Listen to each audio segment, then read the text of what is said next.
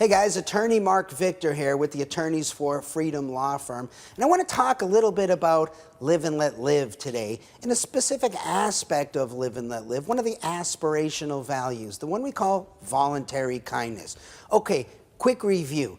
First off, you should remember that live and let live, the movement, is really broken up into two sections. One deals with what I'll call the legal realm, and the other deals with what we call the moral realm. They're both important, but they're very different. Like, what's the difference between the two? Well, in the legal realm, there are rules. We call them laws. And if you violate one of those rules, there are formal consequences that can happen to you, right? You could be put in jail in the most serious of these violations. You could be fined. You could be given the order to pay restitution. You could get community service, something like that. Society says you got a formal consequence that's going to happen to you if you break a rule over in this box called the legal rules.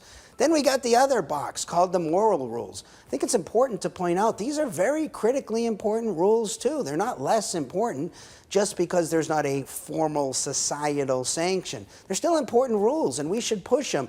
And in that side, that's where the aspirational values go. These are the types of rules that if you violate one of these rules, all right, there's not going to be a formal consequence, but people may be upset with you, or they may not want to do business with you, they may not want to be your friend, something like that. So it's very important to understand the difference between the two. Quick review, what's on the legal side, according to the live and let live movement? Well, the legal side involves violations of what we call the live and let live principle. What's the live and let live principle? Basically, don't be an aggressor. If you're an aggressor, you violate the live and let live principle. It should make sense to you, right? Like if you're hitting somebody over the head, whatever you're doing there, you're not acting consistent with live and let live. So we break down the aggressor word into different little subcategories. Somebody who initiates force, right? Somebody who might punch you in the face, that's an aggressor for sure. So an initiation of force. Fraud, somebody who's taking something from you by trickery, intending to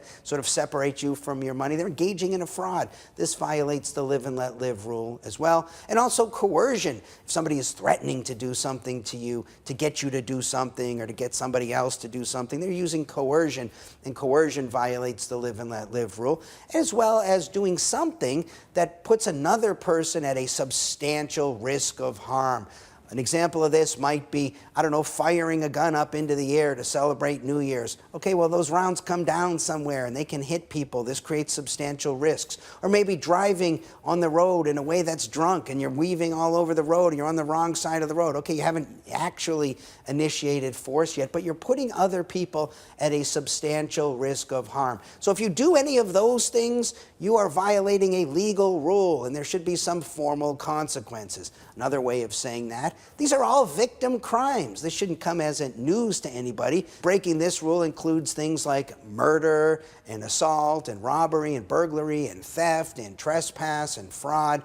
All of those things should be in the legal world. If you violate that, you get a penalty, you get a fair trial, but if it turns out you actually violated that, some kind of a consequence. So then there's the moral world. What's in the moral world? Does the live and let live movement have something to say about the moral world? Yes, we say some things about that world, and we're proud to push people to accept these values. We don't go too far into the moral world, but we have some things to say about it. Why? Because we're a peace movement. And as a peace movement, we're trying to inspire people to act a certain way. What are the aspirational values? Things like tolerance, open-mindedness, voluntary kindness, which is, I'm going to say a few more things about that. Building high levels of trust with other human beings. Justice. Things like acting civilized. Civility is an important value in our aspirational values.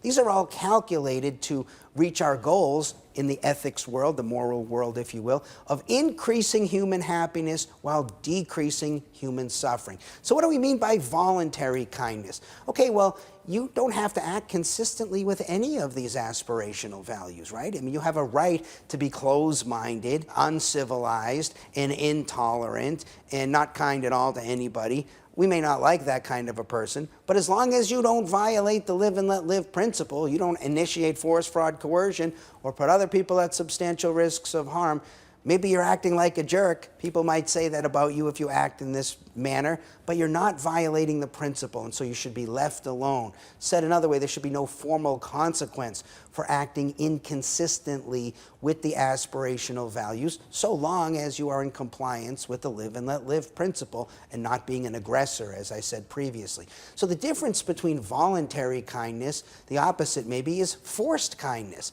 Forced kindness really isn't kindness at all, right? If somebody forces, for example, take your money from you without your permission or consent, and they say, we're going to take money out of your pocket and spend it on some great purpose. Say, for example, we're going to help those less fortunate than us. That's forced kindness, and we're against that, right? You shouldn't be forced to engage in a kind act. On the other hand, you should engage in a kind act. That's why we call it voluntary kindness. We're pushing this because we think this will help us get to a peaceful world. You should care about your fellow human being. We're all brothers and sisters. We're all on the planet for a short period of time. If you really want peace, we need to get over our crazy little differences. If people want to live differently than you want to live, that's fine. You can try to persuade them to live differently, absolutely, all day long. You can say, hey, don't live your life in this manner. Instead, you should live your life in that manner. Here's why. I think it's better for you to live your life this way or that way. And so helping people who are less fortunate than us, yeah, this is going to get us to a better world. We strongly feel in the Live and Let Live movement that voluntary kindness is an important value. If you're able to give to charity, if you're able to be kind to those less fortunate than you, you should do it because it's the right thing to do, and it's going to help us live better. It's going to build the world that we're wanting to build. If you don't want to do that, fine. Maybe you're not part of the Live and Let Live movement, but you ought to be left alone. That's what the Live and Let Live movement has to say to the person who doesn't want to be kind. Fine, you're free to be left alone. Maybe you're not part of our movement, but you shouldn't be forced into doing things that are even kind, because forced charity really isn't charity at all. It undermines the entire purpose behind charity. The purpose of it is to help another person because it's the right thing to do. So anyways, that's an important value of our movement. You're absolutely free to ignore it if you like. But nonetheless, because we're a group of people in the Live and Let Live movement who really genuinely believe we're trying to and want to move to a free and peaceful society, we think you need more than just to comply with the Live and Let Live principle. We need people to be inspired to act in ways that actually could move us to a more peaceful world. So that's what the aspirational values are about. That's what voluntary kindness is about. So, like I said, taking people's money without their permission, even if you spend it on a worthy purpose to achieve good ends, you're still violating the rule to get it done. And you can't say, look, we're going to steal money from this person and give it to that person and think that you're going to be able to achieve a peaceful world by using unpeaceful or non-peaceful means. It's just not the right thing to do, even if you're trying to accomplish something good. So let's get there for the right reasons. There's enough good people on this planet who we can inspire to act properly. Let's push the aspirational values as values. They're aspirational, and let's not feel ashamed of them. Let's not back off from them. Let's defend them strongly, even though they don't come with a formal consequence for violating them. We can hold both of those concepts in our mind at the same time, and we need to if we're ever going to get to a peaceful world. So anyways, I hope I've explained a little bit the difference between the legal world, which we think ought to be calibrated around the Live and Let Live principle, don't be an aggressor, and the moral world, where we put the aspirational values, where we're pushing things that we're trying to inspire people to act a certain way that you're absolutely free to disregard and live however you like. Freedom isn't about the right to live the way I think you should live. Freedom is about the right to live the way you want to live, so long as you don't become an aggressor and violate other people's rights. Doesn't that make sense? I hope it makes sense to you. Feel free to agree or disagree. I'd love to hear from you. Again, my name is Mark Victor. You can get a hold of me by emailing me directly. It's just Mark, M-A-R-C, @liveandletlive.com. Love to hear from you. If you like this video, check out the Live and Let Live website. Go to liveandletlive.org. You'll find some videos there, a couple short videos, then a little longer video. There's some frequently asked questions. There's lots of other information there. Join the movement. Take a look at the Live and Let Live pledge. Basically, it's what I just laid out. If you've agreed with what I've said here in this video, you're going to love the Live and Let Live movement. It's going to launch in March of 2023. So you're hearing about it pre-launch right now. I'd encourage you, get involved, be part of the solution, help improve the planet while you're here. Again, my name's Mark Victor. Feel free to hit me up with questions, concerns, agreement or disagreement. Love to hear from you. Peace.